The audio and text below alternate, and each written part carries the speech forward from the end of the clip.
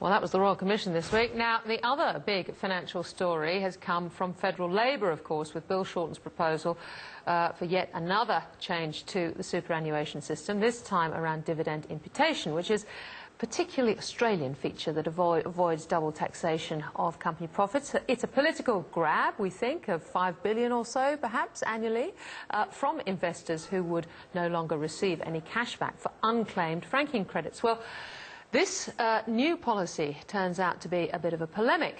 Bill Shorten pitching himself as some sort of Robin Hood, but the Treasurer Scott Morrison telling all who would listen that thousands of pensioners would be hit up. Others believe it pits self-managed super up against industry funds, and we'd see a flow of money into industry funds as a result. Well, joining me for her take is Sally Loane, CEO of the Financial Services Council, retail funds, insurers, and financial advisory networks. Sally, great to have you around the desk. Thanks, Ticky. Now, your members, how are they affected by potentially this change? I think time will tell. As we've seen, there's probably 1 million to 1.5 million Australians who already receive these franking credits, looking at their finances, looking at their shares and thinking, well, how will they be affected? So I think in all of this we've got to really concentrate on what does the average Australian think about this. So at base level it's like uncertainty and another change, which presumably you guys hate. We don't like it. I don't think Australians like it. Superannuation, the compulsory system has been with us for 25 years. I think it's been tinkered with almost every year in that period. I know when I came into this job in 2014, the 2015 budget was the first time in years that the government had not touched superannuation. They made a big thing about it. They did. But the next year, of course, the Liberal government actually did aim its guns at the very wealthy. They were getting tax concessions that the Liberals decreed were not right. So the caps were put on 1.6 million. That was a big change in how people... So that 1.6 million was that you could only in the accumulation phase have 1.6 million that was tax-free. Correct. Now, have people thought about this? Now, if that's right, is Labor really going to A, raise the $5 to $6 billion that it reckons it will, and B, is it going to raise it from these fat cats that it sort of reckons that it will be? Yeah, look, it's a really good question.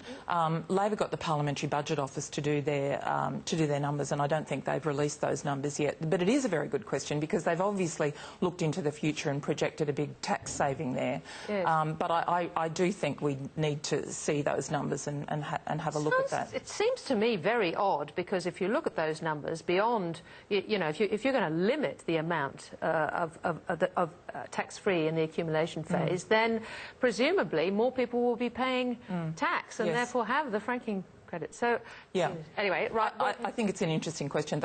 The whole thing that we say around superannuation is this is just something else where people say you're tinkering with my future, you're tinkering with super, I've made all of these plans, I've spent 20, 40 years accumulating money and now you're changing the rules again. Not everybody in super seems unhappy though. I mean, David Whiteley was saying it's been evident for several years that policy changes are needed to modernise the super system. This is the super fund sort of side. There's a need to make the system fairer and by reducing reliance on the age pension more economically sustainable. Well, we would say absolutely superannuation needs to have its purpose, and that is to make everybody less reliant on the age pension. Will this policy do that? I mean, a lot of people might be missing out on these payments that they get from their franking credits, so they might say, look, I need more pension. So is it actually going to make us less reliant on the age pension? And what do you make of the suggestion? Some people are saying that it could actually lead, because the self-managed super funds are the ones in the firing line, presumably self-managed super is in the firing line. What will that do? Could that potentially lead to self-managed super money flowing into industry funds, which is one of the reasons why the industry funds think it's a jolly good idea? What we'd say is that people need choice. When we talk about superannuation, we would like a system to have so people can have more choice, and we would like more competition. And this is undermining the relatively new self-managed super sector, isn't it? Yeah, look, self-managed super is a big part of our superannuation system. It's sort of cut up into 3 equal chunks: self-managed super, industry funds and retail funds. So it is a big chunk. But what we would say is, to make the system better for everybody, you've got to have choice and you've got to have competition in that critical default area. That's what we'd like to see. And Sally, what about Hamish Douglas from Magellan the other week, I think at the AFR Business Summit? He was saying, what about this idea of company tax? What about making it voluntary, but as a company then you give up your franked dividends? Very interesting. Yeah. Hamish is a very good thinker, and I'm always interested when he says something because it does make you think. Yeah. We would say that may introduce much more complexity. You might have a sort of a 2-speed system if some companies are choosing one tax system and well, I reckon it would. And of course, Hamish is a global fund, of course. So indeed, indeed.